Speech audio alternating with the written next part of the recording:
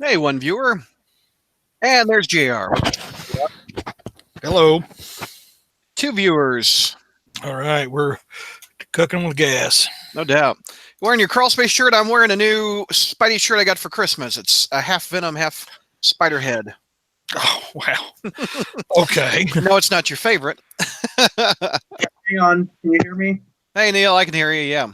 Hang on, I'm trying to get my camera to work. Okay. Smack the side of it and cuss. I was focusing my laptop, so I can't. I tapped it with my fingers. Oh well, guess it's not. Hang on, can you actually eject the iPad into the. And I'm hearing my echo. Hello, Dante, in the YouTube chat. Probably me. I don't even know I'm going to need my microphone for this one if I can't get the computer to work. One sec. Well, at least you can hear me. But I know people love my beautiful mug. I can hear you, but I hear myself even clearer, reflected back. That's not comforting. All right.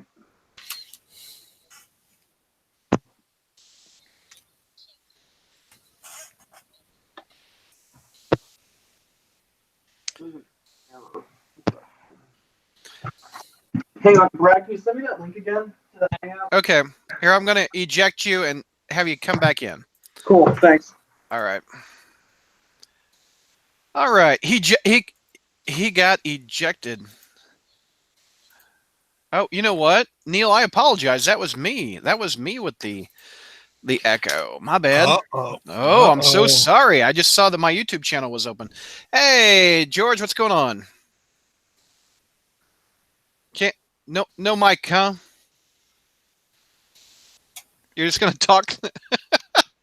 You're gonna be the electric company Spider-Man throughout the show. I'm gonna mime to the entire thing. Oh, tonight. good. Oh, wait, I heard you. Yeah. Say hello to the 8 viewers.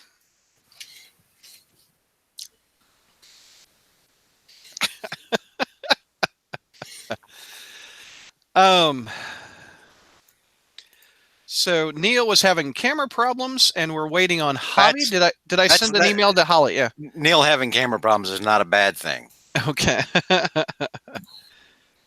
They used to say the same about us, George, before they grew to love us for our looks. No one has ever said that about Hey, me. YouTubers, you want to chat with us while we're getting ready? Feel free. I'll post this in the Facebook, Brad. Thank you, sir. Here, I'll put it on the front page. What do you think about that? And I'll also put it on my Discord, which I would like for us to start pushing more. How's the traffic in there? I never go. It's good. People are talking on there every day. It's something that I won't tell you now, but I'll tell you off stream later. All right. Let's log in.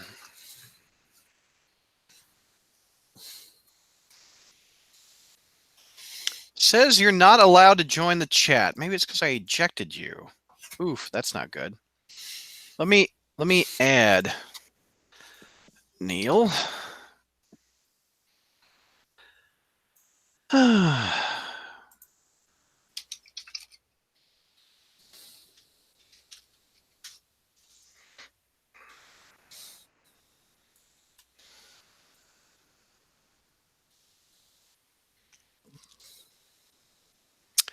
This is what it's like behind the scenes, YouTubers.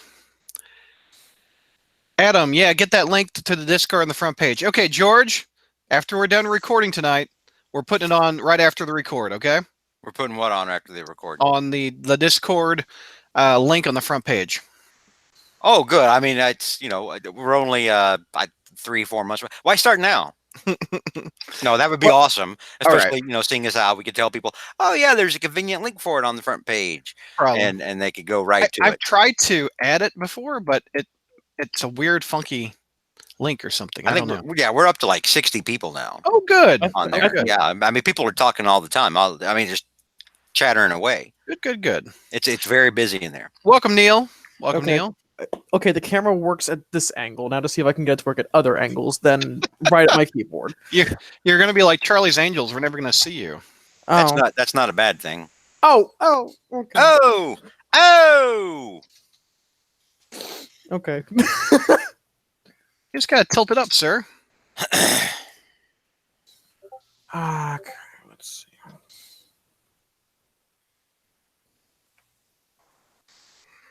What do you mean you do not detect a camera? Okay. Yeah, that's perfect. Javi, where are you? Did I not give you a link, Javi? All right, let's see here. There, I don't think I gave Javi a link. I'm so sorry, Javi. There you go. Lol. There you go. Alright. Hello, 10 viewers. They chatted up. Oh, there you are, Javi. You were in the chat. My bad. Sorry, dude. The video came up. Sweet. You know what? Hang on, is I can see you fine. okay, because I feel like I'm a little far away. It's all right. You got a little bit too much headroom, but otherwise. There you go. Now I'm an evil mastermind. Okay. You got some spider art on your walls, Yeah, too. I finally got the Caselli print hung up. Nice. I took Zach's advice, got some heavy duty command strips, and good to go. Nice. Nice. Ashley won't be joining us. I just put a note in our YouTube chat up here so you can see why. So we're missing Zach and we're missing Ashley, but Javi and Neil are stepping in their place for Mike and Zach. I was gonna go to Mark's house and throw things at it to see if I could get him to get on, but he caught me before I could do it. Let me pull up the Facebook chat where we have the rundown.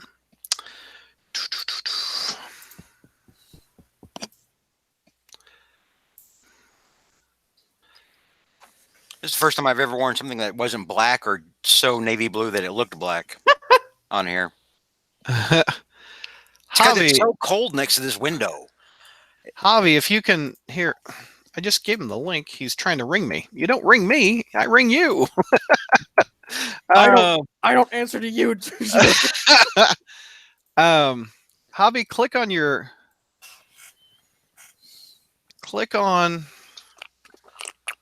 on this link.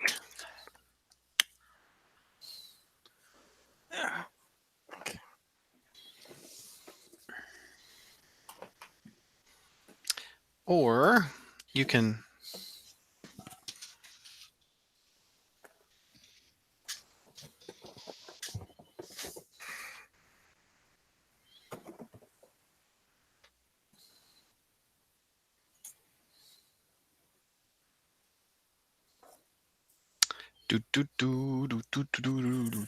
Okay, Javi, I see your email and I am adding you right now. So wait, is this the way you point the mic? Hold on a second. I got a full screen. Let me add Javi. You sound like one of my students. Okay. If you have to drop Neil to add Javi, you Here, let me see the front of that mic. Let me see. That's a Yeti. There you are, Javi. There we go. Hold it right up to the camera. Oh wow! Ooh. Kill the ooh. Yeah, Javi's got. Ooh, we yeah, need to kill, someone- we need to kill someone- that audio. What? Someone's on their phone. Yeah. Okay, so the front end has the power button, right? It has a mute button in the. Okay, so And the that's power the front end of it, and Alright. then lean it back. Nope, the other way. There you go. This way. Yeah, that way, and then pull it closer to your mouth. There you go. Okay, now you talk. Lift it up just a smidge. There you go. Now you talk on it like that. There you go. Okay, give me a minute so I can plug it Okay. in like an adult. Hey, you and JR match today, Javi. Nice. Hey, nice. you great got minds your think brand new Douglas recommended mic. It looks like. Well, I tried to go for the Douglas recommended one, but since I'm only working off my phone right now, and it doesn't have a USB port, I had to get something else with a regular headphone jack. Yeah, there you go. There you go. Look, Bummer. is it a We'll give it Logitech a or what'd you shot. get? Yeah, I don't even remember what it is.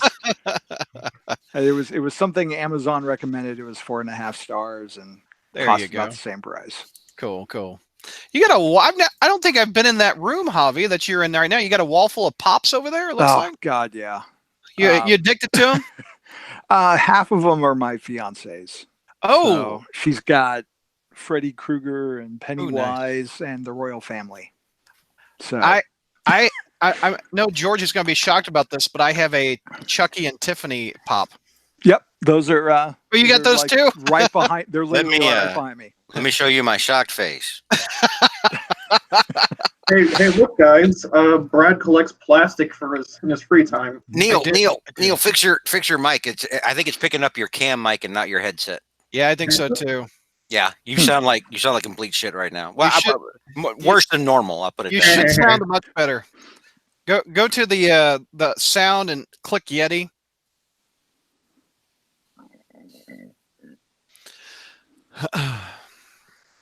Let's see if the YouTubers have checked. This is John Ubel 10 says this is the first time he's ever caught one of these live. Well, John, welcome, sir. I'm happy you could Welcome. join us. Okay, how's that sound? Tap the top of it. Tap the top of that mic. No, it's not coming out of there. Because it says it's connected to the mic. Hang on. Hang on. There we go. Might be coming out of my headset because I'm using my headset. And... Go put your mouth right near the microphone. That sounds bad. Hello. No, nothing No, coming out, nothing no. coming out of that mic. No. Oh. Unless it's muted. There's a mute button on the front end.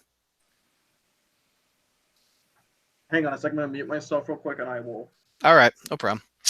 You know, Let's see. while we're waiting for Neil to get his shit together, if you want, we could take like some questions from the YouTubers. Yeah. While we're waiting. Vinkman says, I like that Spider-Man corner box hanging on your bookshelf. Yes, that is fresh from Christmas. I got that from Hobby Lobby. It is a corner box, but it's a recreation of the... Is that Ditko or Romita? I think it's Ditko. It's Ditko. Yeah, but it's a Joe Jusko. Sorry, Joe Jusko. Wow. Joe Jusko recreation of it. So On I today's apologize. on today's episode of Douglas Butcher's Names. Also, I got a. I should show this. I should show that. I've also got a stuffed Peter Porker back there for Christmas. And what else did I get? I got this for Christmas from Build-A-Bear. I got a Miles Morales Build-A-Bear, and inside it's got a talk. It talks, and it says, Daddy, I love you so much. You're my best superhero ever. so my daughter recorded saying, "You're the best superhero ever." So when I got that, I'm like, oh. So that was a really good gift. That was Give it about another 5 or 6 years, and she won't be saying that. Let's- Real quick. I'm sorry, Neil. I didn't mean to cut you off. Go ahead. Up Continue. until you said it was from your daughter, George's face was just like, oh, I know George doesn't like Miles, but he doesn't like Ultimate Universe. I'm sorry. Yeah. Okay. Real quick. Dante Savino says George looks badass with new shaved head. I've actually rolled this way before on that. This is how I normally roll when I'm not being lazy and let my hair grow out and not shave it and wear a hat. This is normally how I roll right here. Like, except I usually have it like shaved down to the skin. This is actually like a few days worth right here. You're So, like a I'm like freshly a bearded shaved. You're robot. gonna be like me, George. Shave it every day, baby.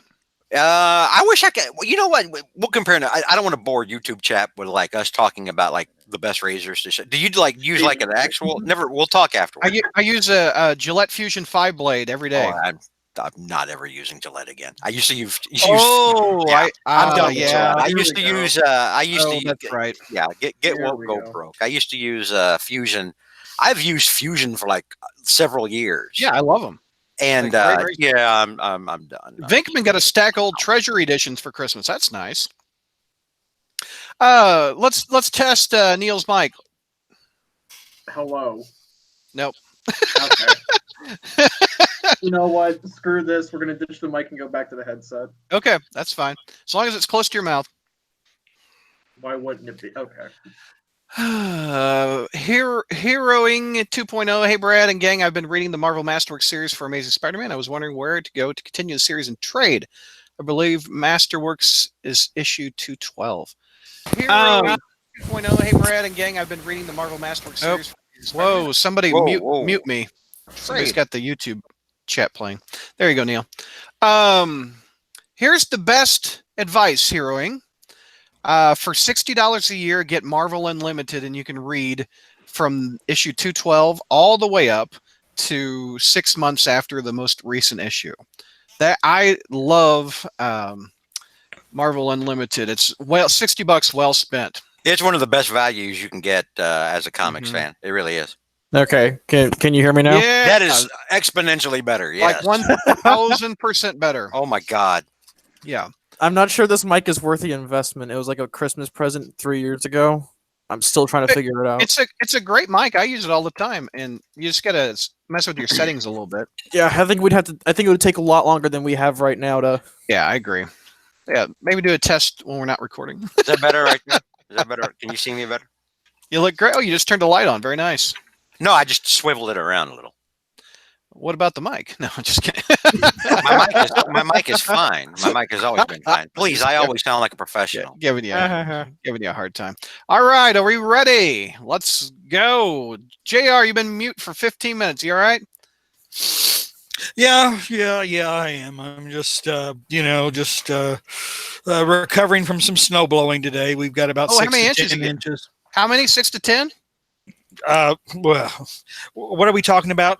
Are we talking about snow or something else? Snow, you dirty old man. Oh, okay. And JR, can you tilt your camera down just a smidge? Just a smidge. There you go. Perfect. Brad wants to see more of you. No, I want to see the logo. That's All I right, was about to say I don't have anything. My head's not reflecting like your guys' is though. So I mean, is my forehead really that shiny? Oh man.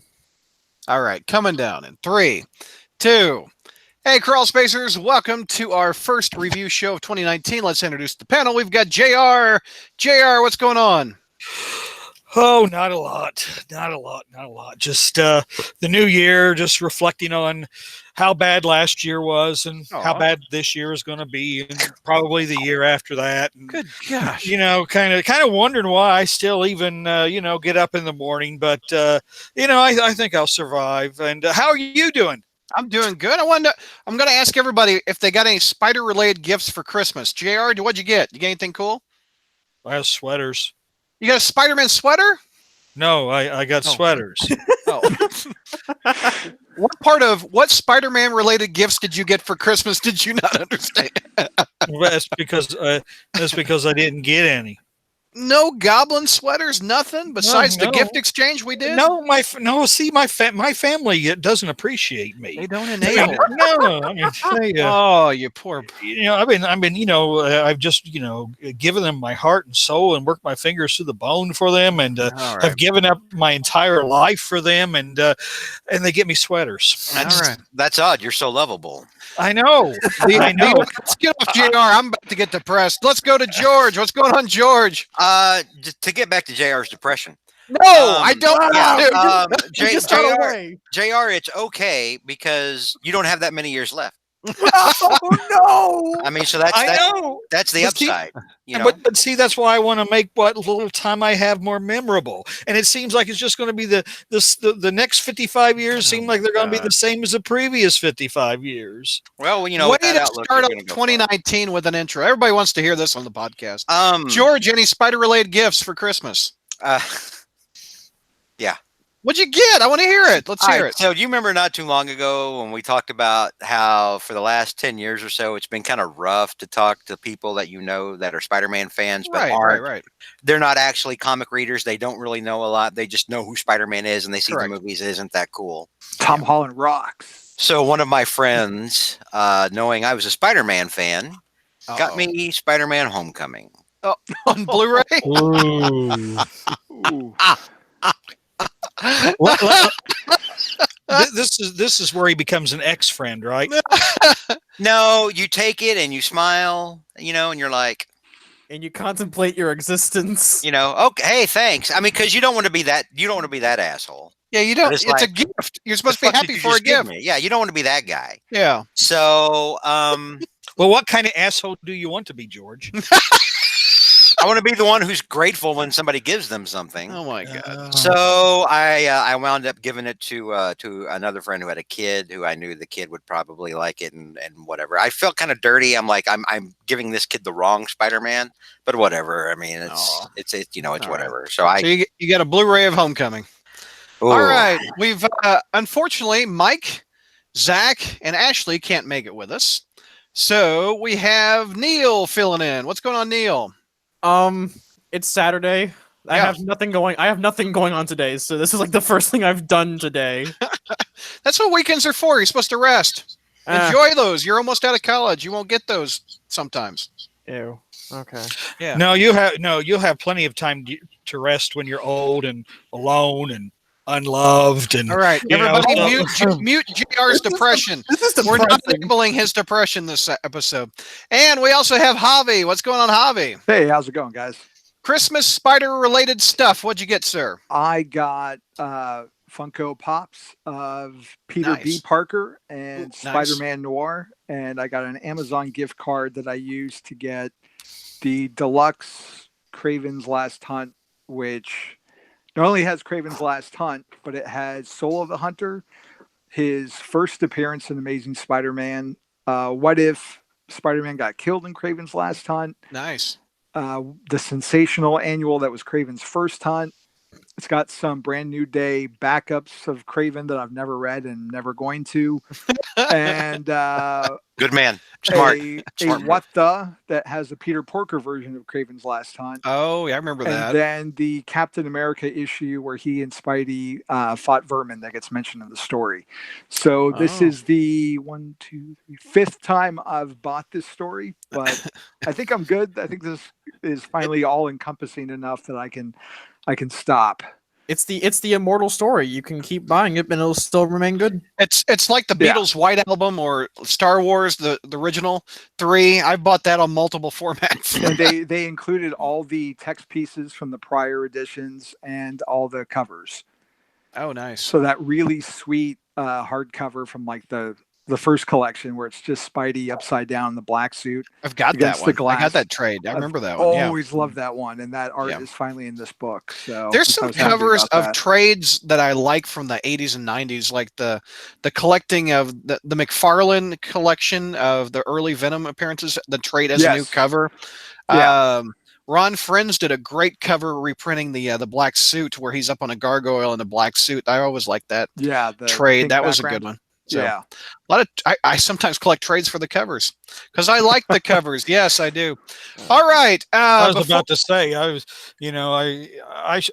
should get all those Craven's Last Hunt hardbacks and variations so I can put them right next to my Secret Wars hardbacks and trades and variations. you don't own any Secret Wars trades. I didn't get any spider-related gifts, but I did find spiders in the attic.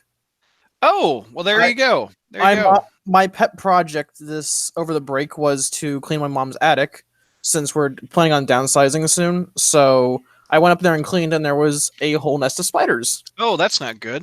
That's So not I good. killed them all before they could bite me. I forgot to mention you were mentioning Funko Pops, Javi.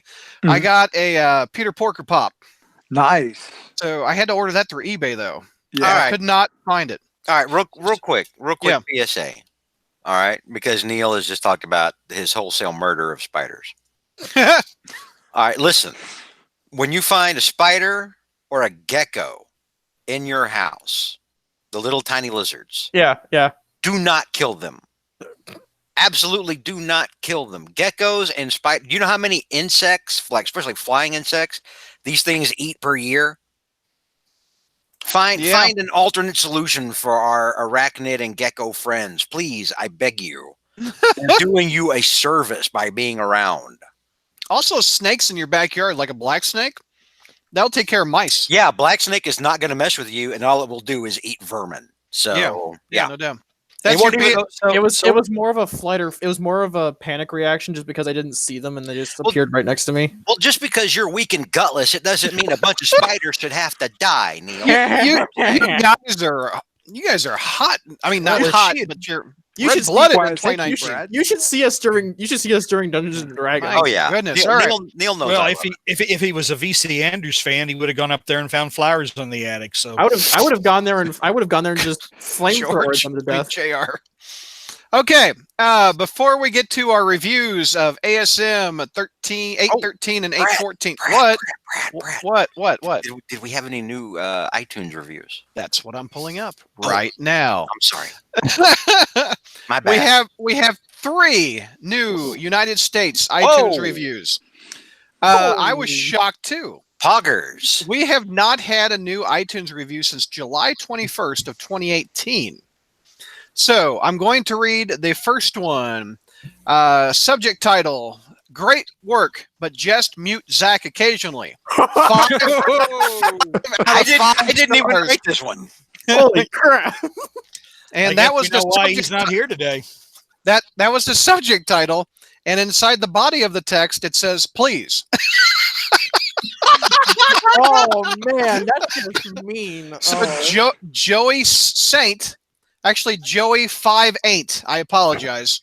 You know, Joey number 5 and 8 wrote You that on know- January 3rd, 2019. as much hate as JR and I have gotten out of the YouTube, or not YouTube, the iTunes reviews every now and then, over the years, over the last decade. Yeah. And occasionally, Brad, even you are the target of, Oh, yeah. of some of the iTunes hate. I'm so glad to see that shared around finally. I can't tell you what a relief that is. Well, Zach gets I think everybody but Ashley has gotten hate. That's because I Ashley's awesome. Ashley is awesome. All right. I haven't. And Okay, there's a- that's the first one. The next one is from Deadpool 781, posted on January 7th, 2019. Subject title: A very mixed bag. Ooh. 3 out of 5 stars. Here it comes. Here it comes. And 1 out of 1 listener found this review helpful, by the way. Here we go. I've been listening off and on for about 6 months now, and I can say if it's an episode where the host, Brad, interviews a Spider-Man related writer, artist, or creator, then it is a must listen because he's excellent at interviewing, and if you're in for some good conversations. Regular review issues, episodes though, like this one, that's not nearly quite as enjoyable. I have several problems with those, mostly related to the episode's production value. Wow. There are just too many people on them, shouting and arguing over each other, that a lot of the time it's just a loud mess, not to mention no one can seem to have a consistent internet mic connection. Oh yeah, that's very relevant today. That's demonstrably false. I listen. You get this smooth tone 10 times out of 10 without issue.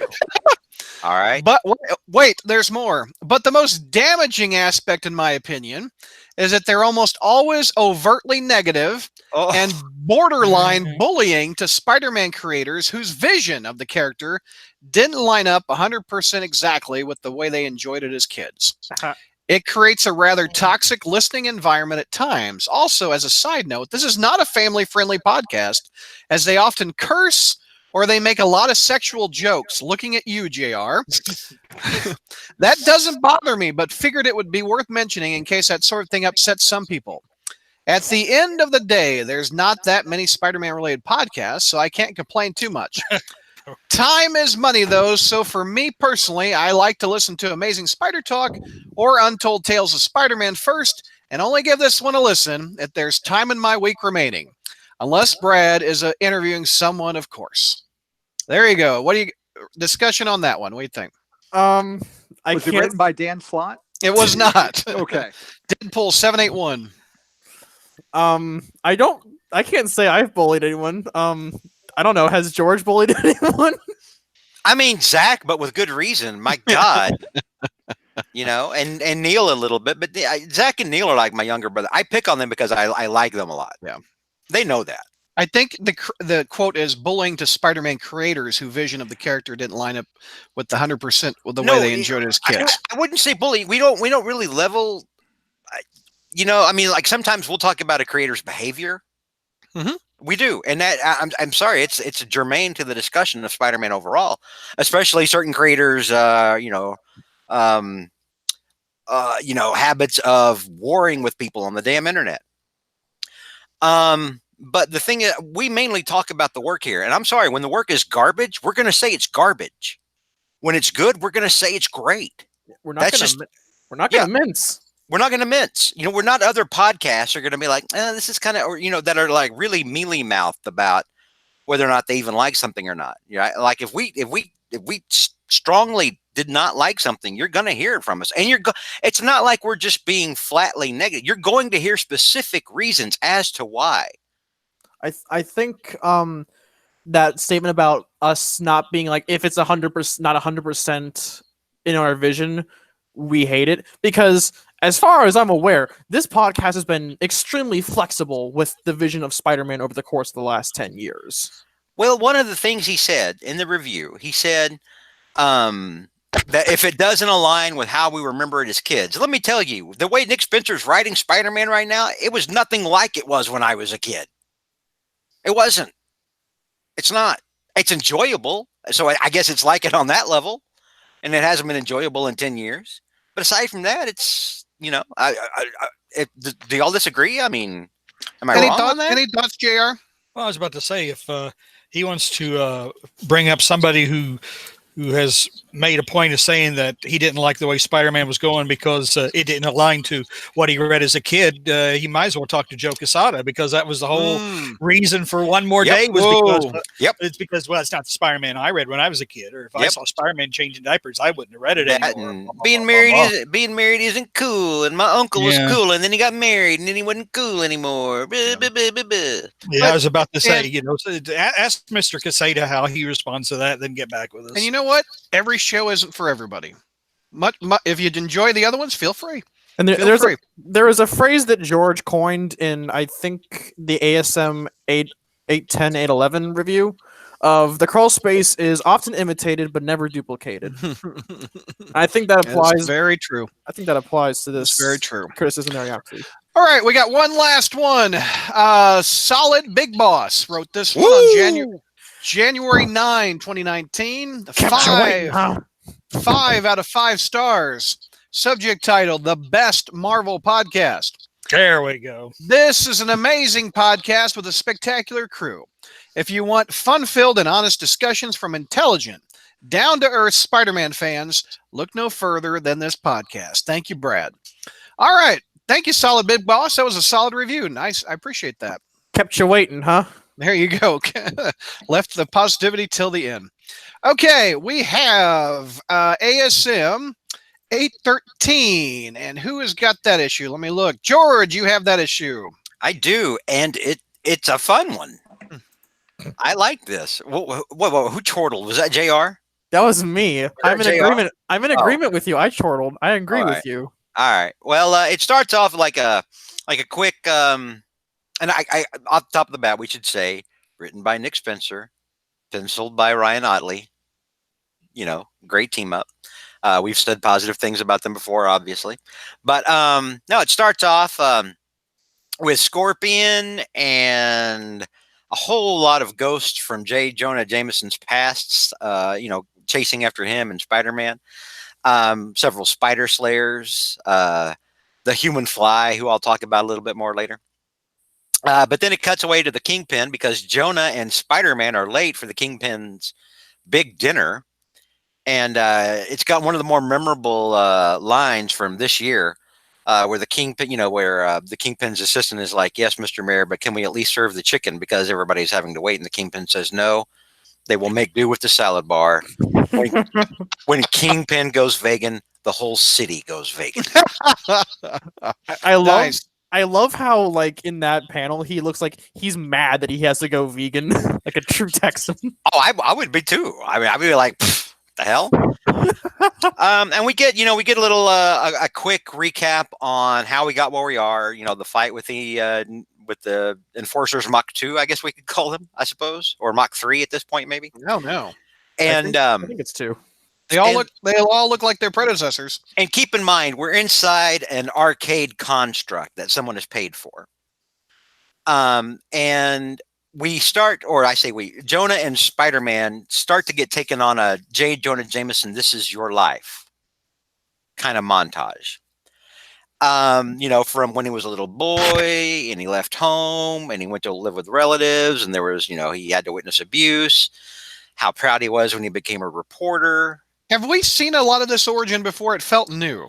I don't know. I don't believe that we ever saw it. I think we, and JR can correct me if I'm wrong, I believe that we have seen this in bits and pieces all throughout the year, never really encapsulated like this. JR, am I wrong? Have we seen Joan die like that? I don't remember it. I don't think JR? so. Not in the comic book. We saw it in the TV show, though. I mean, the '90s cartoon series, which I think that's where this comes from, probably. But no, I don't. I mean, I don't think we've seen it presented narratively like this, but we've seen all of it before. I mean, it was all fresh to me. I don't remember a lot of this. Yeah. Well, Brad, you don't remember a lot of things. I mean, that's. I remember you're a jerk. Yeah. You know, it was just kind of funny. The first commentary was talking about how he liked your interviewing or whatever, but you know, I mean, I guess that's because the interviewer, the people who are talking are doing more talking than you are. But I don't know what. Anyway, go ahead. JR's old man is breaking up. Go back to George. Go ahead. All right. For an older but not as old man. Now, so you know, they're going through Jonah's life. The birth of his son, who we just talked about on the most recent Friday Night Fights podcast, and then of course the death of Jonah's wife, Joan. Was that ever solved, JR? Was that ever addressed? I think it's been more of a throwaway item than anything else, to be honest. You know, someone's because you know, someone always feels that they have to give Jonah a specific hardcore reason to dislike costume people, instead of, you know, that Jonah just has a psychological problem, or that Jonah has feelings of insecurity and inferiority. Those are too hard to write about or whatever. So we have to give him this, you know, this throwaway, oh, here's why he hates costume people. I think it's only been, I don't think it's ever been really a story. I think it's always been a throwaway bit. Yeah. And yeah, because I can't remember that ever being addressed before. But then Jonah, you know, it takes him, you know, through success as a reporter, through his son, you know, or becoming the editor in chief, pardon me. And then, you know, his son becoming an astronaut and how proud he was. And then, of course, Spider-Man hits the city and Jonah goes on a crusade. Now, the narrator who's taking Jonah on this journey, the narrator is making it sound like J. Jonah Jameson is like the greatest hero on earth. Almost, you know, like, you know, like, and you were right to go after Spider-Man. And of course, J. Jonah Jameson is having to hear this in front of his new bestest pal, Spider-Man, you know, which is kind of awkward. Well, you know, the narrator gets around to the Spider Slayers, you know, and to the creation of Scorpion, things like that. There's a humorous little panel where Jonah uses, like, I think like the original Spider Slayer. And uses the tentacles to like wrap around Spider-Man kind of jokingly, you know, that I got a kick out of that anyway. And of course, you know, there's the allusion to the human fly, which I was glad Nick Spencer threw in because, you know, and Brad, you and I covered that fight one time. It's just that annual number 10. It's just a lot of fun. Right. Yeah. It's just a fun issue. Him meeting Marla, you know, and then Marla not being there anymore because Marla was murdered. There's his dad. Then his dad's dead. He was remembering Frederick Foswell, which is very important because Frederick Foswell was his friend and a reporter at the Bugle. And Foswell was who? The big man. The big man. Big man. And you know, I like here. Well, never mind. I'm getting into the things that I like. Never mind. We're going through the issue. Pardon me. My bad, Brad. So, we get to the end of the J. Jonah Jameson part, and then you get, you know, the narrator kind of takes a turn here, you know, and he's like, you know, the lights come off, the illusions are gone, you know, and they're just in like this concrete room, and the narrator says, you know, this is where your story ends. Out come the Scorpion, out come the more Spider Slayers, out come different variants of humanoid insect creations from over the, I mean, like, and they all just swarm Jonah and Spider-Man. The real Matt Gargan is ostensibly there. I think this is the real Matt Gargan. It's him. Peter It's says, him. Because he actually Peter gets knocked says- out rather than getting deactivated. So, but no, there's a big fight. Jonah eventually kind of hotwires one of the old spider slayers and starts using it to turn it against the other creations. There's a really good fight here, by the way, a really good fight. Notley seems to have a lot of fun with it between Scorpion and Spider-Man. I agree. I thought that when I was reading it. That was a really good fight. And at the end of it, Scorpion is the last of their opponents to go down. Jonah standing there, Spider-Man standing there. A giant, massive foot, with like a suit pants leg and a boot come down through the wall, and suddenly there's like 100-foot big man. He's living up to his name. He's the big man, staring down at them. Yeah. And that's the end of our issue. To be continued. There you go. Yeah. All right. So George, what is your grade? My grade is an A. I enjoyed this. Neil, what's your grade? B plus A minus. Okay. No, pick one. Commit. A minus minus. God almighty. A minus. Are you happy now? JR, grade. I gave it a C. Okay. Oh, Javi. solid A. B minus out of me. All right, George, give me your pros. Excuse me, as I was chewing ice. I wasn't ready for that. What are we drinking tonight, sir? This is strawberry watermelon punch. I hate to trigger you, George, but look what my cup is tonight. It's Iron Man.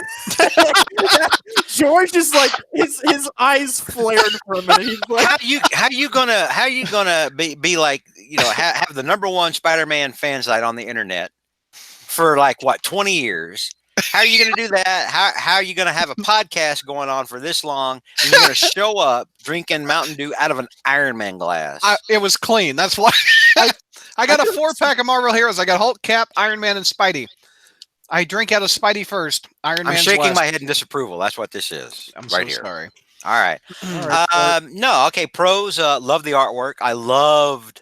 Like I said a minute ago, I love the fight between the Scorpion and Spider-Man. Did you see that kick to the throat Spider-Man gave Scorpion? It really, yeah. I mean, that was good. It was a punishing fight. It really was. It was awesome to see. There is some really good choreography between Spencer and Otley. They really know how to stage a fight. Mm-hmm. And I loved that. So I love I love the story. I love the art. I loved the quick encapsulation of Jonah's life.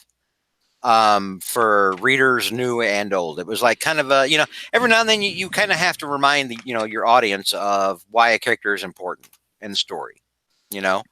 Again, every comic is somebody's first. I don't know that that's so true as it was once upon a time. Exactly. But ostensibly, as an example, remember I said recently my cousin Kyle just started like collecting Spider-Man. Mm-hmm. And he started with Spencer's current run because I told him, look, anything before that, up for like the last 10 years is don't bother with it, right? So this will be his first foray into Jonah's history, reading this. So in that sense, it's it's kind of important. But I really liked it. That's cool. Other pros out of the group. I guess painting Jonah as this arc in the whole does a good job of painting Jonah in a very flawed but sympathetic way. Like he's acknowledging that he did some major screw ups in his past, like the creation of Scorpion, the Spider Slayer, and I think that the recap of his life that I guess this murder world does is a way of kind of poking at Jameson for doing all these terrible things like creating Scorpion, the Spider Slayers, and the Human Fly. But the arc outside of the recap does a good job of showing that Jonah's doing his genuine best to make up for his screw-ups. So I also think a pro is that origin story of Jonah in a even starting from him as a baby or as a little child up to Marla and his dad dying. It was a good recap. I agree. Brad, but you know why this recap is? I'm sorry. JR, did I cut you off? I'm sorry. Was that you? I was gonna say or that. Javi. I think Go ahead. that even for Peter, it was a good recap. I mean, he may have known Jonah since he was a kid, but there was a whole backstory that, Jonah probably didn't necessarily let him in on. And I think that might play out a little bit later in the next issue, looking at everything Jonah's gone through, because Peter's always been really empathetic in how he views his adversaries. I also thought this issue was really funny. Like, it shows Spider-Man in the Green Goblin, Doctor Doom, and Galactus's costumes. Oh, that was a funny little panel. Yeah. And Otley does a really good Fantastic Four while I'm on that page. Like, if he stops doing Spider-Man for whatever reason, he needs to do Fantastic Four. Real quick, Brad. Yeah. The thing I love most about the whole thing with Jameson and the juxtaposition of Jameson then to the juxtaposition, or the current position of Jameson and Spider-Man, which is allies, more or less. And I like it because it shows the growth of these two characters. It's positive forward movement for their stories. And I liked it. I liked that it was there. I can kind of agree with you, but I also like my default Jonah, where he's an antagonist, where he's on the radio or in the newspaper against Spider-Man, not working with him. I think the story for this, because I don't know, do you want him to forget at the end that he's Peter Parker? No, I don't. But what I always wanted was, and I think I said this in one of the end of the year podcasts last year, what I always wanted was for Jonah to find out, and then for Jonah to want to start making it right, and for him to want to start hyping Spider-Man instead of attacking him in the press, and for Peter to say no, because people are going to realize something's wrong, something's going on. You need to keep doing what you've been doing. Otherwise, and for Jonah to have to start to keep doing that despite actually knowing who Spider-Man is now. What about the rest of you? Do you like Jonah knowing? I think the story is about done. I want him back to the default. George does not. That seems like a regression, to be honest, because it does. Because Spencer is, I guess, working with what Slott and Zdarsky gave him to work with, and frankly, I think he's doing a fantastic job of showing how much Jonah has grown in such a small amount of time. And to just go back on that seems like a lazy way to reinforce the status quo, when in fact this entire run of Spider-Man has been about moving forward. So just putting Jonah back where we think he should belong is, I think, terribly regressive. JR, what do you like? Jonah, like he's been for 50 years, or something different? Well, I think I side with George's assessment of the things, where it's got to kind of become to a point where Jonah has to back off, or Peter has to say back off, but really this progression on Jonah's part was long overdue. I mean, really, that was really getting old. I mean, Jonah was. We can understand some of the reasons that Jonah had issues with Spider-Man, and a lot of it had to do with how Jonah felt about himself. But a lot of writers would come in and just write Jonah as a raving lunatic. And that, if 50 years, 55 years, that got old. And you sit there and it's kind of like when people wanted to see Aunt May die off, because it was like, she was a one-note character, and it was like, that horrible Spider-Man, and I'm going to die all the time if I don't get my meds. Jonah's constant ranting and raving around about Spider-Man, take it on the face of it, betrays a very seriously ill person. And that got tired of being read, although that got very old. But I agree with George that the best buddy thing can't last. But they shouldn't go back to the relentless antagonist. Bobby, are you with me, or are you going to be wrong? I'm going to side. I'm going to stand tall with my Texas brethren and say let's keep Jonah. Spider-Man has always been at his best when the character's evolved. I mean, Peter isn't still in high school unless you watch a movie. I mean, he went to college and he's gone on since then. And this whole volume of Spider-Man has been about second chances and moving forward.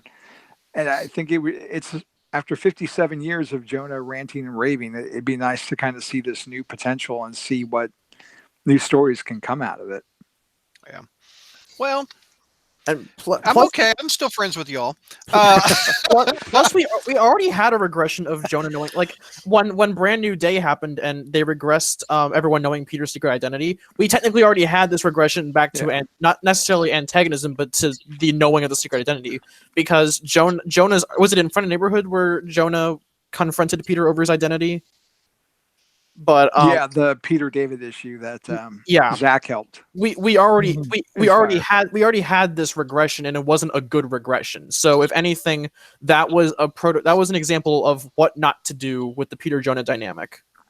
You know what I want to see, just as a side comment on all this, Brad, if you'll allow me, if you will, Feel free. what I want to see. Because and JR kind of touched on this. I was re-listening to some podcasts in the car earlier this week. And we were covering the first issue of Spencer's run, and JR was talking. JR, and I don't want to mischaracterize you, or your views or what you were saying, but I think what you were getting at is you're ready for Aunt May to know again, right? Mm-hmm. Okay.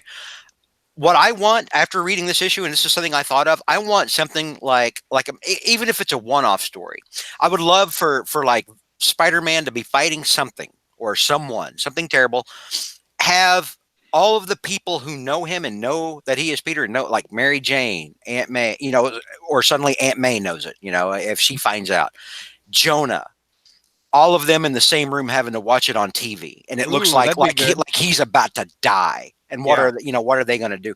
And just see them kind of be there together for one another, and see what that would be like. I really wanted to see something like that. Maybe who knows? At this point, who would that room entail? That would be Mary Jane, Jonah, Black Cat. Potentially Robbie, because it's been hinted multiple times throughout this run that he pretty much knows who Peter is. We've been saying that forever, though. But Robbie doesn't overtly know. Well, Robbie walking in saying, "Hey, I heard you guys were watching this," would be good. You know what would be funny is if like Jonah was saying something about Spider-Man, and then Robbie snapped one day and then was like, "Jonah, listen, all right, this may be shocking, but I've always suspected maybe Spider-Man is Peter." And then for Jonah to be like, "Well, that's crazy." What are you talking about? What are you talking about? That'd be great. That'd be great. Robertson, That'd be awesome. But, so the Fantastic Four would be in there. Who else would be in there? Fantastic Four would be in there. Little Miss Cooper. No, Carly Cooper's in there. We don't count her. The New Avengers. The New Avengers are in there. Doesn't Anna Maria doesn't she know? Yeah. Mm-hmm. Yeah, Anna Maria knows. I don't think she would be there, though. Doc Ock would be in there. Norman would be there.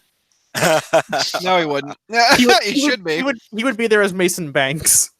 Anyway, a pro out of me is Otley's art. Love it. I mean, I really do dig his new art. His art in Amazing Spider-Man is new to me, so I dig the art.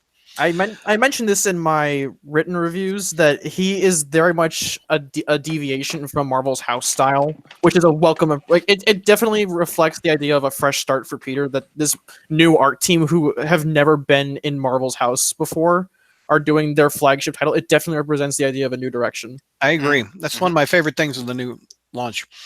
Let's see. Are we ready to move on for cons? Whoa. Have we hit all the pros? For me, yeah. I'm sorry. I didn't want to. Anybody else? No, all right, we covered it. Okay, George, take us through the cons first.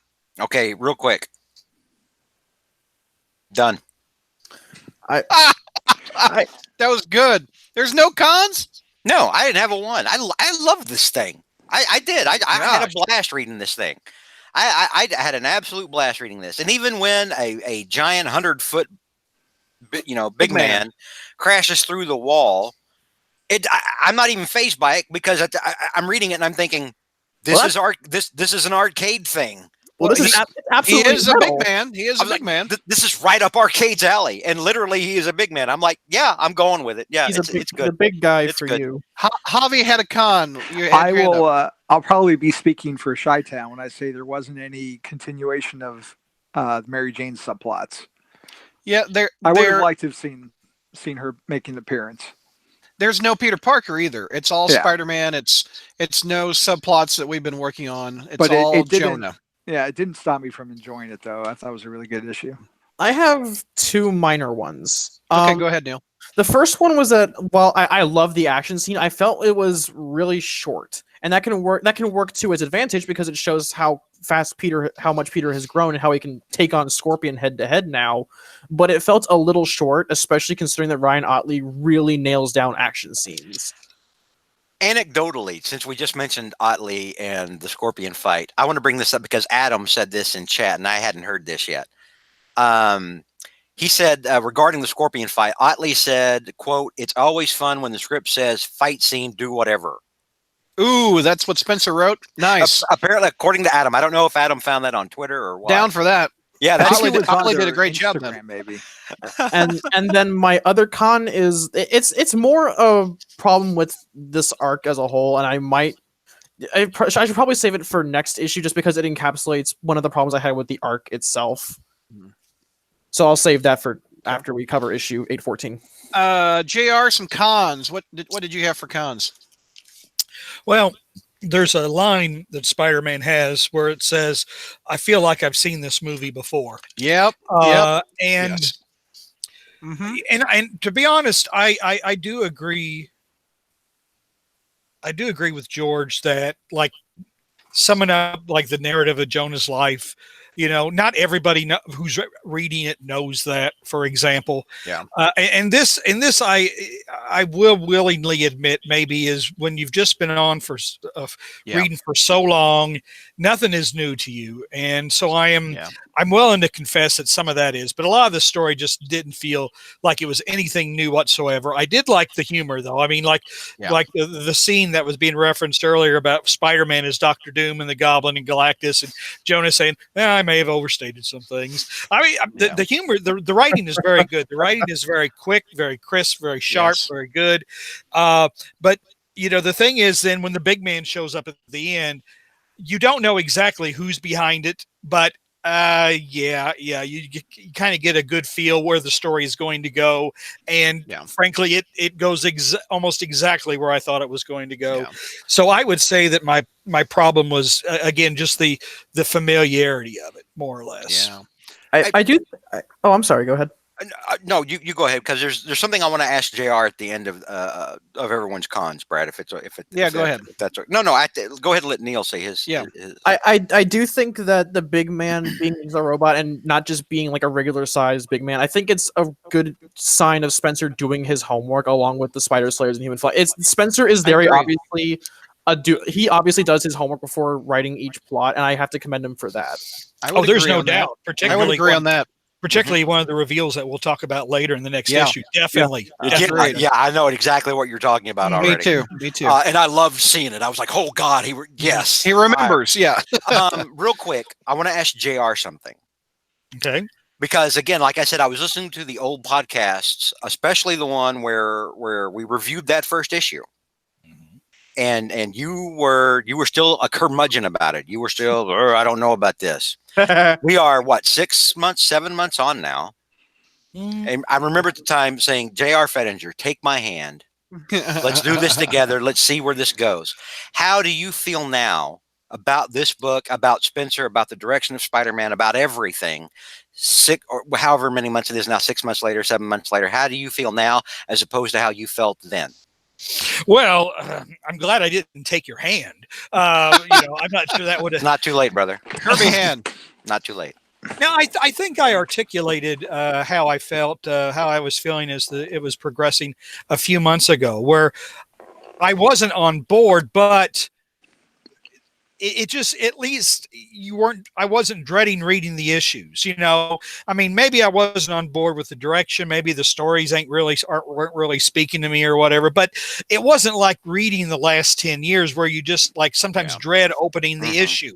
I mean, here we have a writer who obviously, I think doesn't dislike the fans, doesn't write to piss off the fans, has got a great sense of humor. I mean, I think he's got that aspect of Spider-Man down. I problem with Nick Spencer, to be honest. It's a fairly enjoyable run, but I'm again, also part of this is me is I'm really reaching the point where I'm getting to wonder if I'm just too old. to do this anymore. And you are over the last too couple- old, but Are you? the last couple of years, I've been asking that seriously. Do I even really belong here anymore? Are you enjoying know- it, Jr.? Are you enjoying it though? No, not really. You're You're not not. enjoying it. Okay. I haven't bought a All right. Spider-Man comic in months. I don't buy them anymore. I just don't. I mean, I do have Marvel Unlimited. I agree with you guys. That's a great value. I enjoy reading that, but I don't go to the comic book store anymore and pick up comic books. No. When was the last time you really enjoyed it? Krasinski.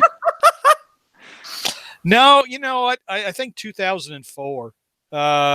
That particular year, I just thought was a great year, and ever since then, because then we went into One More Day right after that, or not too long after that. But 2004 was with had Marvel Knights Spider-Man and I'm trying to think of some other things that were going on, but that was a very enjoyable year. But once we got into One More Day, well, Civil War to me was to me Civil War was an abomination. I mean, it was abominable storytelling. It just told me that Marvel did not care about storytelling. I mean, really. I mean, you knew that you knew that the story Civil War could not be told. It could not be told because there is no way you could accurately portray what would truly happen. And what would truly happen is these people would either kill each other off, or the war would end with them hating each other there would be no coming back from any of that. And like George has always said, Tony Stark raises a glass and said, "Wasn't that a crazy?" And after that, I just figured, I have nothing but contempt for Marvel since then, and so I've not really enjoyed the stories. So I have often said during some of the darkest days of the last 10 years, some of the most basement days as my as my Spider-Man fandom, so to speak. I've often said that for me the book ended before Civil War. Yeah, I've said that a few times. Yep. I agree. I think it's indicative of this current run's quality that the most negative thing we can say is it's just not for me. Like I don't remember the last time during this run where we went and said like, oh, it's just absolute garbage. But it's more just a sort of it's not what I'm looking for, but it's still, I guess it's still well written. Well, but then again, I couldn't tell you. I mean, I couldn't sit here and say, "Oh, I want to see this." I mean, but I kind of wanted to pick up on something George said. I remember how we all were offended when the Clone Saga said the last 20 years essentially weren't real or whatever. Honestly, if someone went back and everything since right before Civil War was a dream, I wouldn't object whatsoever. Mm-hmm. Honestly, I would not mind seeing, I wouldn't even mind seeing Dark Reign, not because I thought Dark Reign was a great idea that was horribly executed. I mean, it's like Marvel has never been able to follow through on their ideas, and when they have a good idea. But anyway. JR, while you're saying you're not enjoying the stories, and you wonder if maybe you're too old as a Spider fan. Like maybe it's just past you now. Even okay. So that aside, okay. And I think I already know the answer to this, but you can agree that it's, as far as the writing goes, it is exponentially better than what we've had over the last without a year. doubt. Without a doubt. Okay. Without a doubt. All right. That's good. No, without a doubt. I mean, it's just a shame though that I don't think when you think of everything else that's going on with Marvel though, it's like, is this all there is now? I mean, Peggy Lee? Is that all there is? No, it's just, I mean, the whole comic book thing, the whole comic book industry is just rotting away. I mean, it has been for a long time. It's a slow death. And and Marvel's attitude, continually doubling down, and this seems like it goes all the way to the top of Disney, and that's a bigger story altogether. Where every time anybody who complains about it is misogynistic, and that's a bigger issue. But no, I mean, no, I agree. I mean, this run on Amazing Spider-Man beats anything that has gone on for the last several years.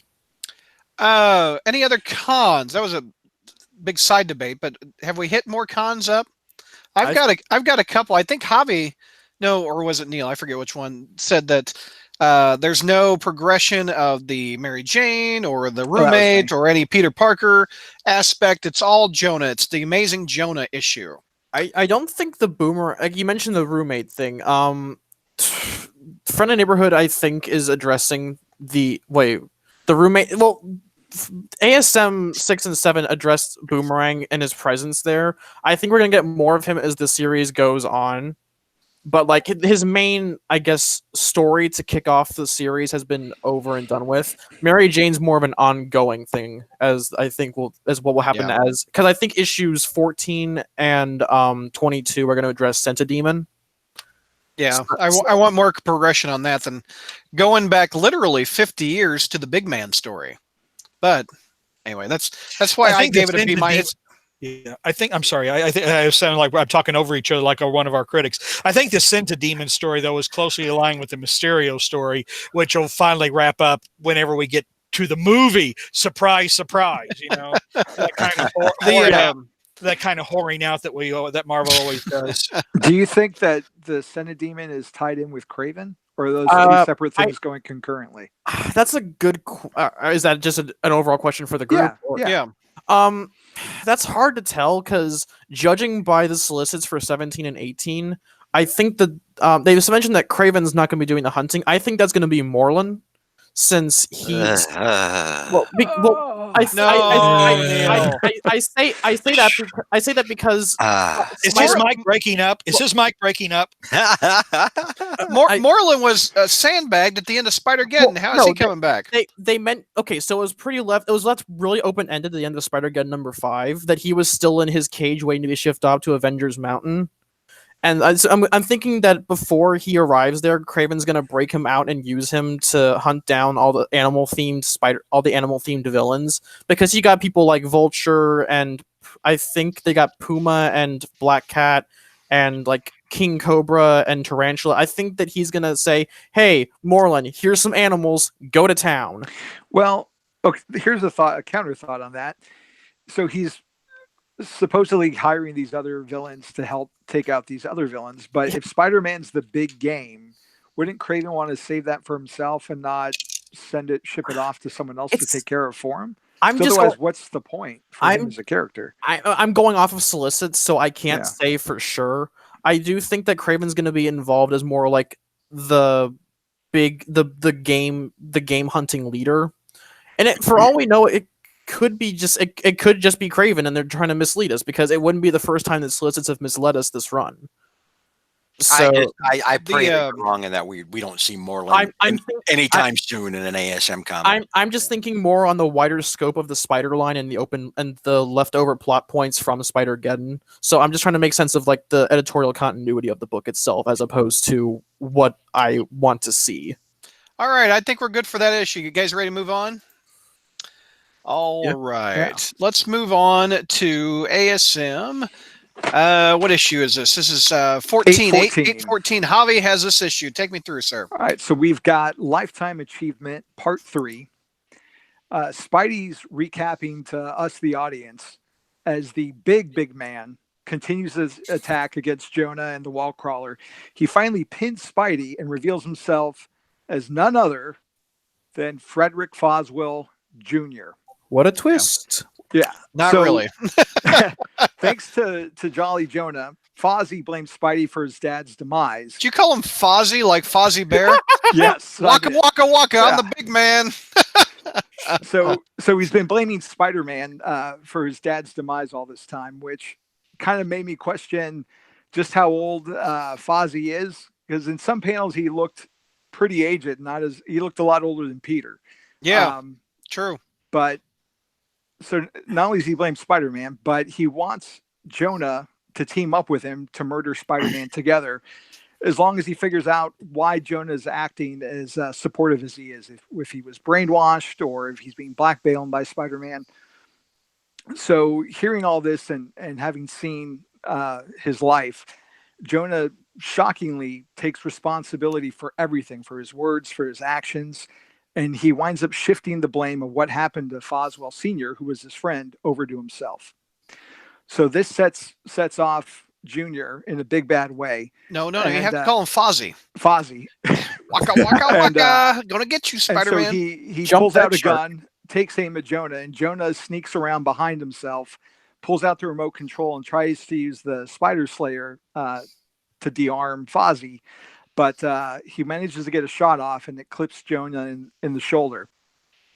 Spidey frees himself from the big man and winds up using his web fluid to bandage up the gunshot wound.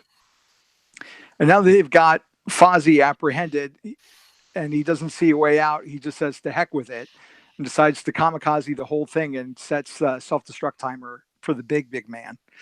So doing his best Spider-Man 2 train stopping impression, Peter somehow webs up the big man and tosses him over his head, sending it up and away, and he explodes. Boom, into the sun. So from there, Spidey gives a very contrite Jonah a pep talk, pointing out all the times that Jonah's given people a second, or in Peter's case, a first chance when others wouldn't have. So this bolsters Jonah as he heads off to accept his award at the banquet. So we cut to the Kingpin, who is failing miserably at stalling for time in front of his literally captive audience when Jonah finally gets there. So in front of the entire crowd, Jonah accepts the award and tells Fisk where he can shove it. I love that. I love that. Admitting that not only is the Kingpin not a great mayor, but that Jonah himself wasn't a great mayor either, or a newspaperman for that matter. So, I mean, it's a spectacular telling off that, to me, is one of Jonah's best moments in any medium. So the next morning, Jonah wakes up, heads into work, only to find that he's been replaced and his time spot's been moved an extra half hour. So now that he's pro Spider-Man, his ratings have dropped because no one wants to hear him talk positive about Spidey anymore. I think Brad Douglas wrote in and campaigned that he wants a negative Jonah. Yeah. So Jonah's had it, and he's trying to motivate Bushkin to follow him and leave, and Barney wants to stay there. But Nora Winters enters the scene, and that's where it kind of leaves off, not knowing what plan she's got going on for ex-Bugle staffers. Meanwhile, the Scorpion's in a nondescript alley yelling at Arcade for not getting paid and how this is interfering with his deposit for his vacation with his lady friend when Taskmaster and Black Ant show up. Taskmaster shoots the Scorpion in the head with a taser dart and knocks him out. So when Scorpion comes to, he finds himself locked up alongside the Vulture, Tarantula, Cobra, and Stegron. And so Stegron. You know whoever's behind this is a serious, major, super scary deal if they can capture and contain the awesome might that is Stegron the Dinosaur Man. So with that cliffhanger, the issue ends. No, this, I think, is why George loves this story. Stegron is an amazing Spider-Man again. What? George, what did you think of that last panel, by the way? Let me show you my face when I saw that that last page. Now, George, if you notice, the tail is not to be seen in that cell. I don't see the tail. That's the secret weapon. That's the secret weapon. I mean, we've covered that for years. I know. We've covered that for, and I tell you, if Spencer is throwing Stegron in here, yeah, that means he has read the Stegron appearances before, and it makes me as happy as a little girl to think that we are going to see an oddly drawn Stegron. No, it's Ramos. Oh, it is? Ramos is doing Hunted. Oh, okay. Well, we'll see. It'll still be good, but you saw it. We're gonna see Stegron in his element, which is hitting Spider-Man with his tail. Nice. So, Javi, what's your grade, sir? I gave that another A.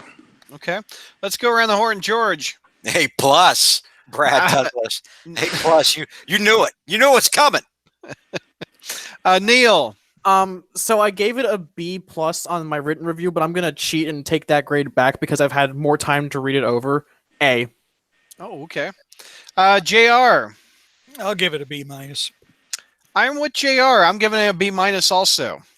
Javi, your pros. One of the big pros for me was the characterization of Jonah and how, like Spidey, he's taking responsibility for all the actions of his past, not just the last 10 years, but everything he's done his entire life.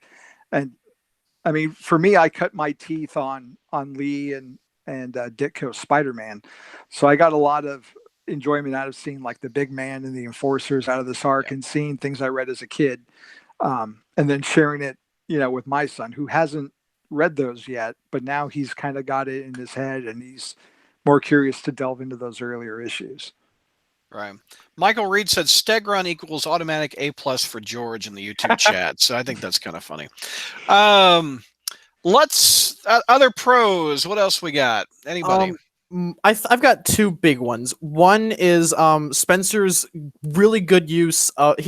Spencer really does his homework like really well. I appreciate that too. He remembered that Janice was the big man for a little bit. That was a really good note to continuity that I really appreciated. That was from Marvel Team Up, if I remember correctly, wasn't it? Marvel Team Up number 39 and 40. We covered that once on a Spider History.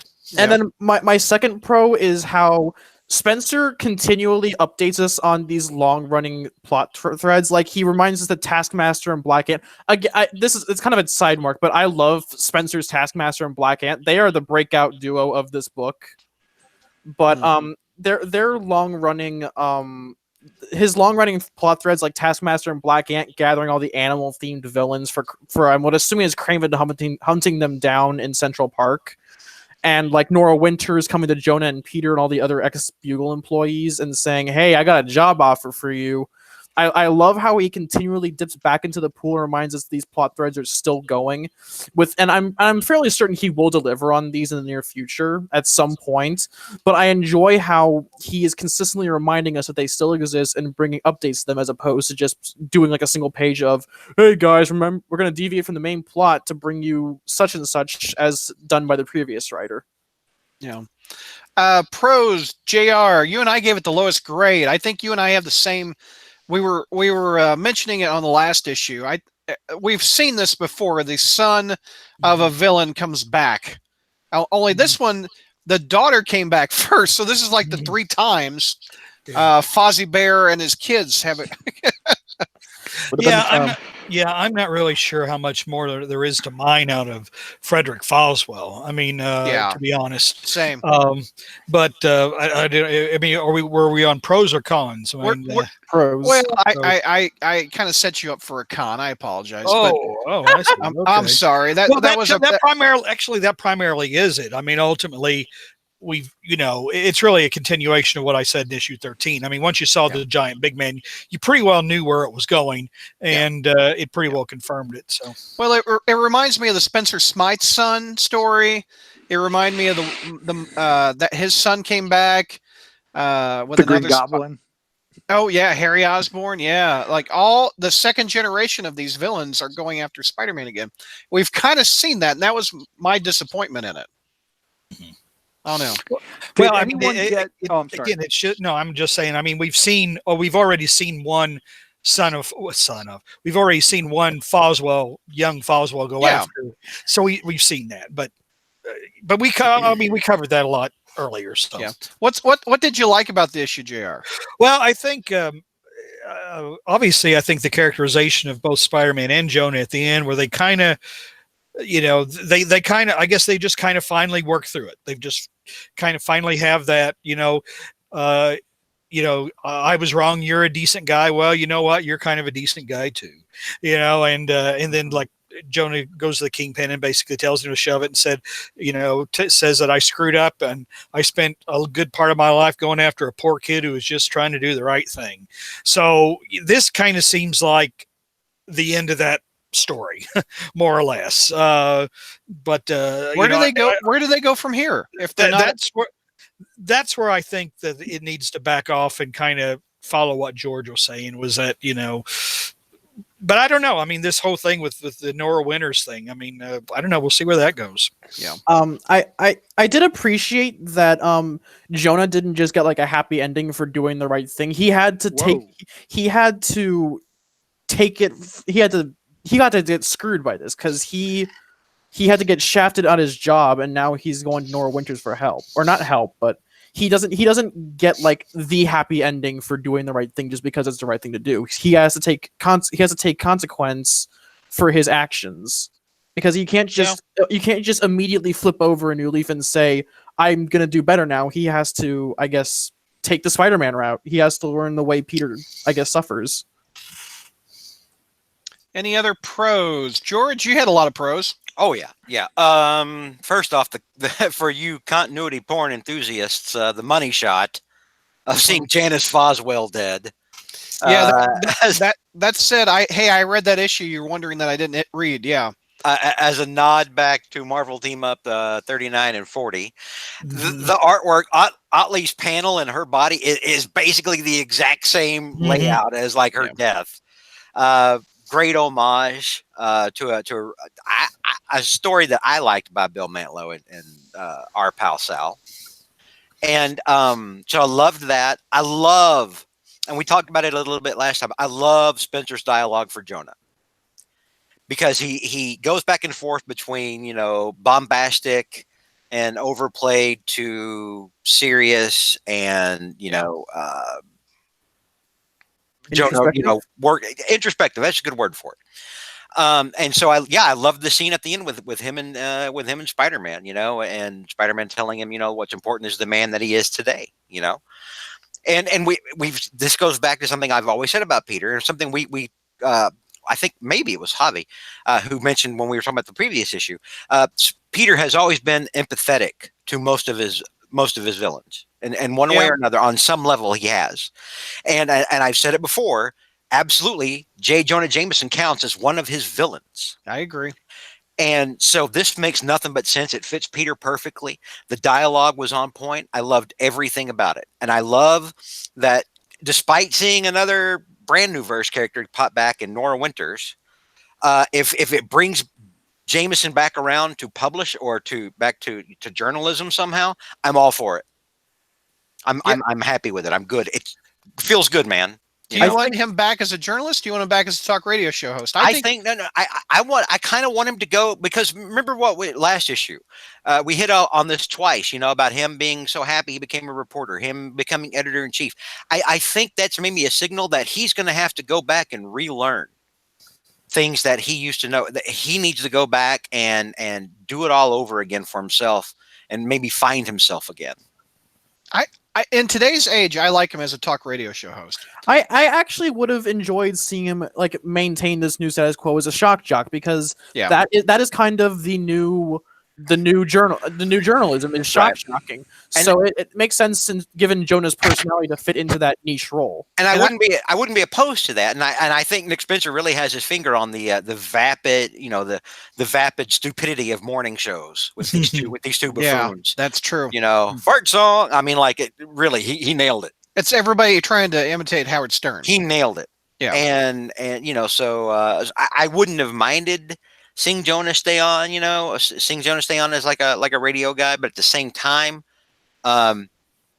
if his journey is taking him to like kind of go back to his roots, way back to his roots, while trying to find out who he is today, as Spider-Man said, as Peter said, I'm looking forward to that. I'm intrigued. And Javi and Neil too, I think, has played the PS4 Spider-Man game. Jonah as a talk radio show host, I love. I thought that was one of the best parts of the game. Yeah, just listening to his commentary. Yeah. Spencer was playing for me once he was playing all that, and I thought this is great. Isn't it great?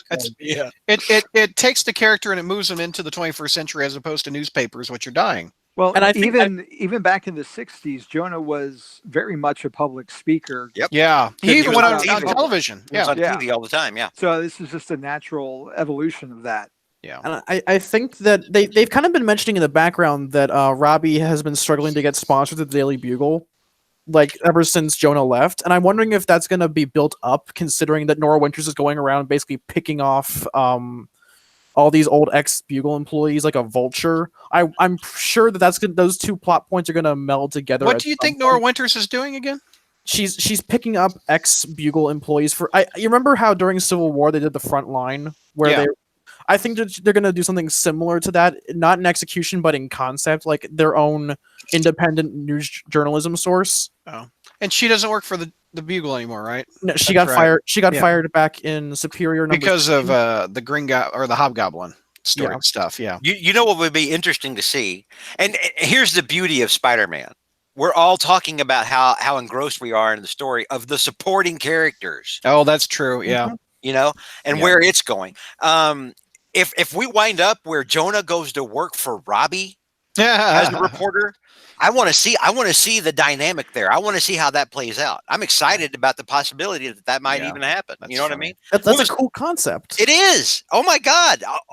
All this character growth. It's like raining from the sky. Oh my God! I'm gonna get soaked, son. And we're only 13. We're only 13 issues into this run. It would have taken. It would have taken the previous writer. I love that thing the message board came up with. We're not going to refer to the previous writer as his name. We're going to call him previous writer. But I love. But in 13 issues, we've gotten more character progression than the previous writer did in over 100. And it feels kind of natural. Uh-huh. It does. It does. And I have one more pro, Brad, since Okay. we're still on my pros technically. Yeah. Well, I take that back. I have two pros. The fight is beautiful here. The fight with is the big man with the massive big man robot. And then Peter finally just losing it and webbing this thing and throwing it over his shoulder and making it. I loved that. Yeah. I really did. I enjoyed the hell out of this fight immensely. Loved seeing the King or Jameson tell the Kingpin off in front of a huge audience. Tell him where to. You can shove it. My God! And it made me think instantly of another instance of somebody telling the Kingpin off that we just saw this month. I noticed that. We'll get to that in a minute. Okay. I've noticed this trend in the street level Marvel books of heroes slowly beginning to turn on Kingpin.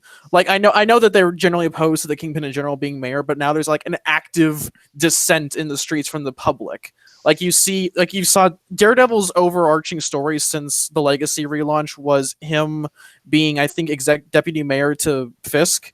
And we're kind of seeing the fallout of Daredevil's story leak into the other titles, and all the other heroes are actively going and dissenting against Fisk. So I'm wondering if that fall is going to be covered in ASM or in an auxiliary title, but either way, I'm enjoying the editorial synergy across the entire street level genre, I guess, is the right way to put it. Let's move on. Any other pros for move to cons? Yeah, I talking about the art and the Jonah telling off Kingpin scene. Did anyone else get Sal Buscema vibe from the faces there, particularly like when the Kingpin was starting to scowl? Yeah, a little bit. I got some of that. Like I know what you mean. Like at the bottom, like when he's pointing at him. Yeah, I see it. Yeah. I totally see that. Good thing to see too. I mean, we love our pal Sal here. Yeah. No And doubt. as steeped as this whole arc has been in bringing up past continuity, I was asking my son about it earlier tonight, who hasn't read a lot of these issues. You know, if it was too difficult for him to get into, or if he didn't care, and he didn't have a problem with it at all. It just served to get him more interested in reading some of those older stories. And he's 14 now, so it's a very accessible book, no matter where you are in your Spider fandom, which I think is a very important thing right now. That's what it needs. Okay, cons. Javi, your cons. So outside of not having any MJ subplot, the biggest con that I really had was the last page. Not Tread lightly. Instead of having a letters page, which would have been far more entertaining, we got Chris Bachalo. I don't want to call it art, but there's a preview of his upcoming work that I rather would have stuck, with Otley needles in my eyes than. I'm not looking forward to the next two issues. That's I really so not a fan of his style. I really hope that Bachalo is doing a Sentidemon and not Spidey stuff, because Bachalo's art style really fits demonic imagery, because he really focuses on like distorted, disgusting shapes, which would that you can't make out. Yeah, which would totally fit Sentidemon's aesthetic. But if we're gonna do Spidey stuff, then I don't know. This might be the first issue I grade lower than this. Is Bachalo the next artist? Yeah, for 14 and 15. Oof. Yeah. I used to like his Generation X stuff, But man, Is there and his something about Doctor Strange was okay. is there something about drawing Spider-Man that just makes Bachalo? No. It's not that. The thing is, and I think Bachalo is actually a very good artist. Not everyone's art style is going to fit Spider-Man well. I agree. Did he just shed? Yeah. I Yeah. think he did. And I think he did that like Winter Demon story or whatever. The one I hate. I gave an Yeah. F to that one. But there's a lot of fantastic artists that I can probably sit here and name off for you. Bill Sienkiewicz comes to Yeah. mind. You know, He didn't work. fantastic artist, He didn't work inking Sal's art. fantastic artist. I just don't think he would ever have fit on Spider-Man. No. I don't think it would have been good. You know what I mean? I don't think it would have been a good fit Like- for it. So I think certain styles just don't translate well to Spider-Man. Now I've liked Ramos on Spider-Man. I'm sorry, Javi. Or no, Javi. Who was it that doesn't? Is it Brad? No, Jr. Okay. I like My bad. Ramos. I like Ramos too. I like Ramos. The thing about Ramos is Ramos, back when he started on Amazing, was at that same level where he was very stylized. And his work is very stylized. I have always enjoyed his style, especially, even outside of Marvel on certain things. Like his Impulse. Impulse is awesome. Yeah. But, again, I think because a lot of people, they reacted strongly to it. Again, I think it's like a style issue. It's an aesthetic issue. But what we have seen from Ramos is we've seen him adapt. We have seen his artwork for Spider-Man grow and change over his run. If you take a Ramos comic from Spider-Man now and compare it to like when he first got on and started working on the book, Yeah, back in Peter Parker's Spider-Man. Yeah, they would look very different, I think. Like they are. If you look just like how long ago was 2012, like 7 years. If you look back 7 years, this might be controversial. I don't know what y'all think of Bendis's Uncanny X-Men, but I enjoyed Bachalo on Bendis's X-Men. I thought it was a good stylistic fit aside from some coloring issues. Mutant stuff is, it's what Bacalo cut his teeth on. Yeah, Generation X. Yeah. Any other cons that you guys want to? JR, some cons? No, we already talked about them. You did? I agree. I think the only one is that like there was a bit too much recapping. If that's not really a big flaw, but there was enough panels that kind of carried over from previous issues, or like you see Jamison like yelling into the mic, and it might have just been oddly recycling panels just to save time on art. But I noticed there was a lot of recapping. Like it was like, so this happened and this happened in this issue. It was very minor, but it was something that caught my eye. It's not a big con. Every issue, someone's first. Yeah. How are you gonna have Stegron in here and not have a Stegron foot? No, I'm kidding. I don't have a con on this issue. I loved everything about this. Cool. It's kind of a pro, but I did enjoy seeing King Cobra in there, like from the Serpent Society. And Tarantula. I mean, it's just it feels good, man. All this again, Taskmaster and Black Ant are some of my favorite characters from this run. They are. Yeah. I wish we saw more of them, and I think we are at issue 15, right? I think we're probably about to see a ton of them. Yeah. Yeah, I love it. Eventually. All right, is that a wrap on these two issues? Yeah. Yes, and then I need to ask you a question that goes into what I said earlier. Okay, go ahead. I'm ready. Someone asked in chat if we were going to cover Friendly Neighborhood Spider-Man, and I don't think, because we haven't talked about this on a podcast yet, I don't think about how we were going to cover that, Brad. So this is a good opportunity for you to explain it, and maybe for all of us who if we've read it, just to give a quick, maybe a quick grade on it if you want to. We're going to record our news show next. We're going to take a 15-minute break, and one of the news topics on the news show is the Aunt May issue, where we're not going to review the comic. We're going to talk about what happens in that Friendly Neighborhood issue. But the Spider Satellite podcast is where we're going to review Friendly Neighborhood from now on. Generally, these review episodes on is just going to be amazing since it comes out twice a month. I think 2 issues is perfect for a review show. This one went about an hour, a little bit over. But you throw Friendly in there. Why don't you throw in Miles? Why don't you throw in another Spider book? So I think Amazing, for the time being, will just be the main ones, and our Spider Satellite will include Friendly Neighborhood. So that's the answer. So yeah, because that was what I was alluding to when I said another person we saw tell the kingpin off this month was Aunt May. There you go. Was There Aunt you go. May in that issue, and so maybe like let's maybe get a quick grade real quick out of folks, just for the folks on the YouTube maybe. Okay, feel free. For me, it was an A. I was surprised about how much I could like a Spider-Man satellite title again. I messaged George like before Yeah. he bought the issue. I was like, man, you got to pick this up. It's actually did. really good. Yeah. He did. There you go. Yeah. Javi, what's your grade? Also an A. That's a hat trick of A's for me right there. Neil, Hey. JR, You know what? I'd have to read it again before I could give a grade on it. to be and honest. I have not read it, so I can't give it a grade. I gave a spoiler for you. I'm It's sorry. all right. I was already spoiled about the Aunt May, what happened to her. Well, I mean, So I didn't. Yeah. You could have not clicked the link. I know. I'm guilty. I clicked it. All right, YouTubers, we'll be back in about 10 minutes. We're going to take a bathroom break and look for our YouTube chat to go live again. We'll put the link to the YouTube video so you can chat with us in about 10 minutes. And we'll start another file. All right. Let me hit stop.